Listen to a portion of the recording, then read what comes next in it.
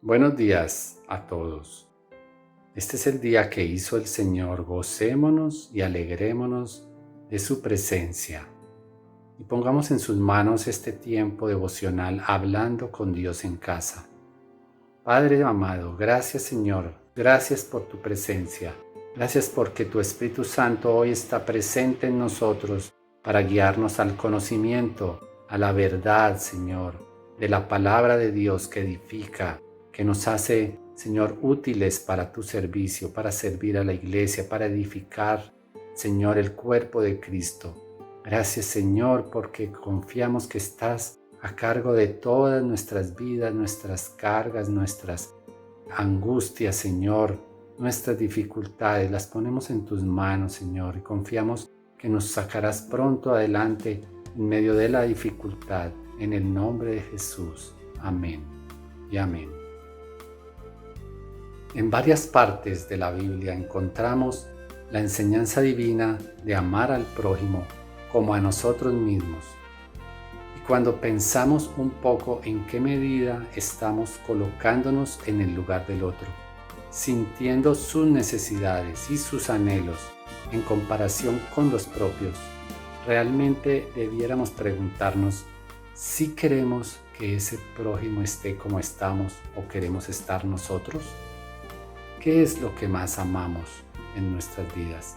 ¿Nuestra familia, cónyuges, padres, hijos, o nuestras posesiones, o nuestros logros y nuestras metas?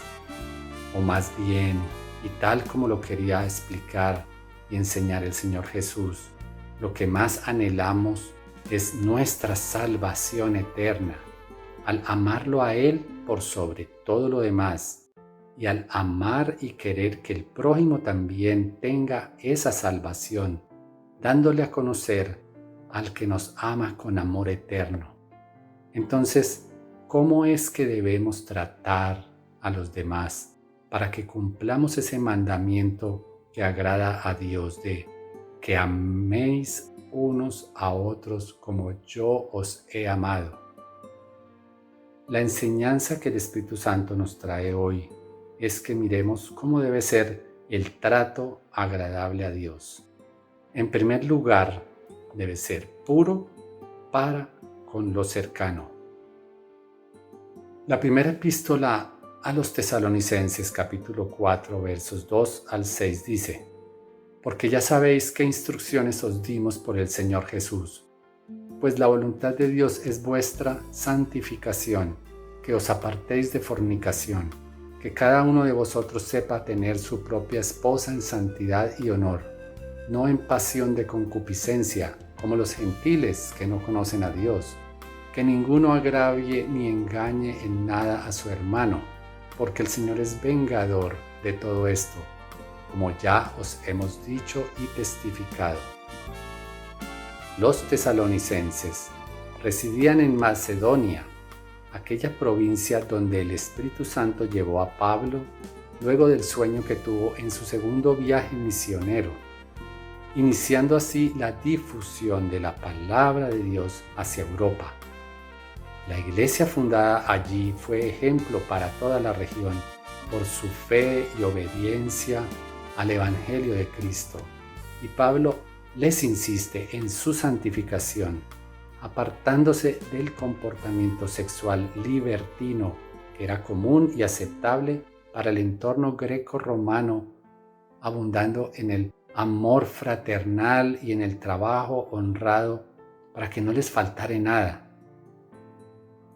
En cuanto a su relación con el prójimo más cercano, Pablo quiere contrarrestar esa tendencia a la inmoralidad sexual y a la infidelidad, haciendo alusión al cónyuge, y se refiere a la esposa, según la versión de la Reina Valera, y al propio cuerpo, según otras versiones bíblicas. La palabra griega usada acá es esteuos, que significa vaso, alhaja, recipiente para contener. Y esto nos lleva a las referencias que hay en las Escrituras acerca de que marido y mujer son un solo cuerpo, y a que ella en especial es vaso frágil para honra, como lo dice 1 de Pedro 3:7. Vosotros maridos, igualmente vivid con ellas sabiamente, dando honor a la mujer como a vaso más frágil, como coherederas de la gracia de la vida, para que vuestras oraciones no tengan estorbo. Sin embargo, tal como quería decir Jesús en cuanto a amar al prójimo como a uno mismo, Pablo también hace alusión a nuestro libre albedrío para usar ese vaso, nuestro cuerpo, para honra o para deshonra.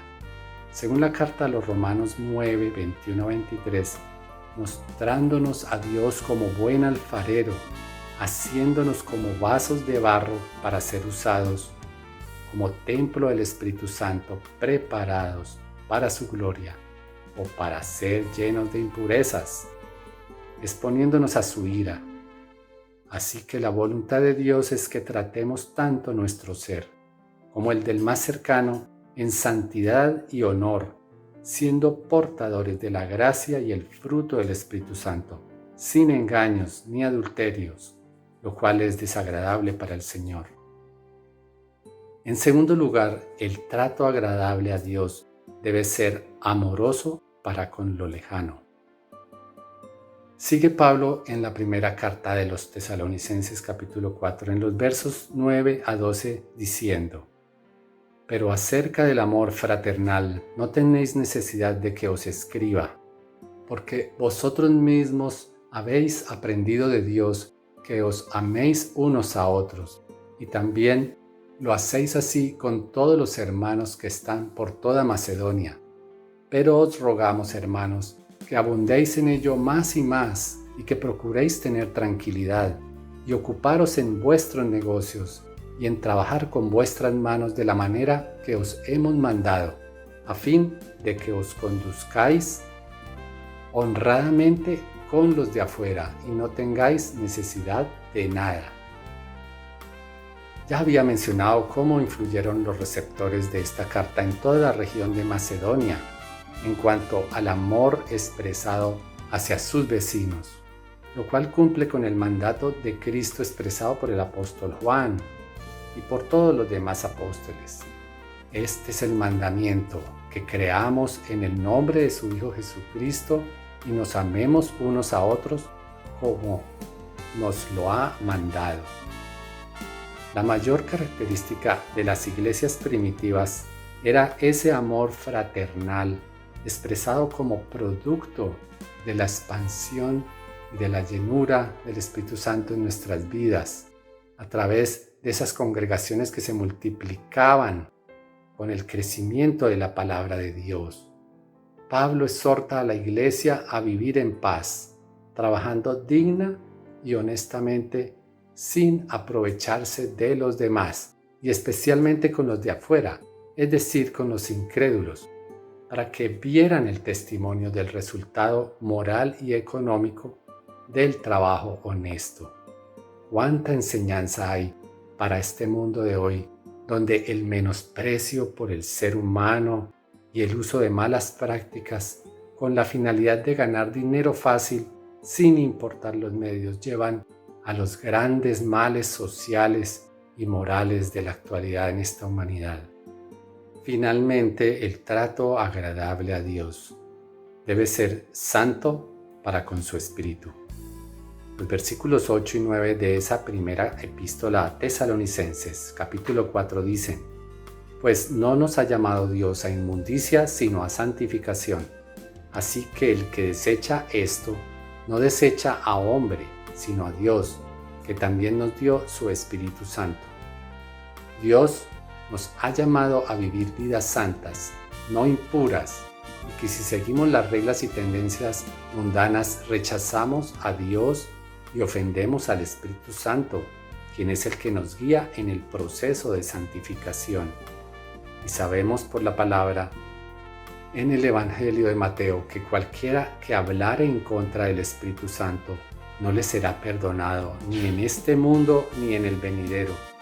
A continuación de esa sentencia, Jesús siguió enseñando que por el fruto es conocido el árbol. Y si no se brinda hacia el cercano y hacia el lejano, ese primer aspecto del fruto del Espíritu Santo como es el amor, ¿qué podemos esperar de ese árbol? Por eso es que Pablo termina insistiéndole a sus discípulos y a su iglesia al final de esta epístola que no apaguéis al Espíritu. Démosle libertad de obrar para que aprendamos a amar al prójimo como a sí mismos, recordando cómo pasamos de una vieja vida a la nueva en Cristo Jesús y queriendo que los demás también le conozcan y se gocen de la plenitud que brinda esa comunión con el Dios Trino que tanto nos ama. Padre, gracias Señor por este día, por esta enseñanza, por este tiempo contigo, porque Señor nos llenas de paz, de gozo, de alegría, de poder ser útiles Señor en tu obra, en tu expansión, en lo que se cumpla, en lo que tú dices que la tierra será llena del conocimiento tuyo, de Dios, y que todos vendrán, Señor, a alabarte y a bendecirte en la medida que acepten al Señor Jesús en sus corazones. Padre, queremos amar al prójimo como tú nos has amado, como nosotros mismos quisiéramos, Señor, estar solamente en tu presencia. En eso estamos, Señor, seguros que podemos servirte, porque qué más que llevar a los cercanos y a los lejanos a tu presencia, Señor. Bendice este día, Señor, bendice tus familias, tu iglesia, en el nombre de Jesús. Amén.